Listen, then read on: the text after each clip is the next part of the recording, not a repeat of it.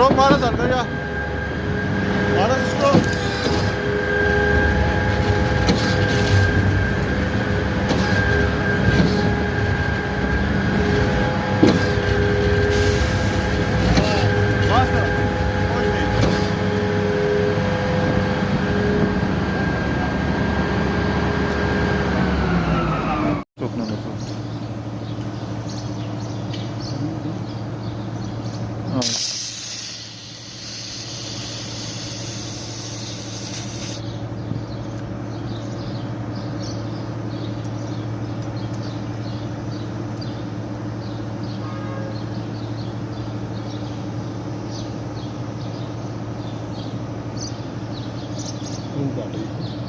हाँ ना 70 पे आई मतलब क्या है 85 से भी हो गया, अच्छा चलना था ना। नहीं उसको उन्हें 200 बन गए ना चलते टाइम खाली उस पे चलता भी है ना खाली पे था चलते थे तो 70 पे आई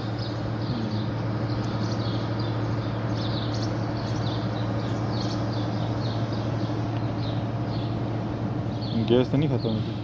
नहीं गैस को गैस बड़ी रखी है ना। बड़ा सिलेंडर ठीक रहना है ना, पीछे प्रेशर ठीक होना ना। हाँ छोटा सिलेंडर तो जगह हमारा पास ही है।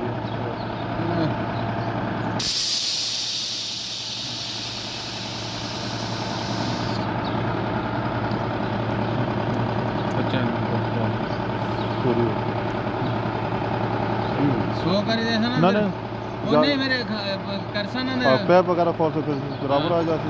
सही है 95 ठीक है 95 पूरी। कौन सही तरह पता है ना कितने करें जो सारा काम ही यही काम सब करते जैसे कई पांच पे भरी ही नहीं असल कभी इतना काट ही नहीं हुई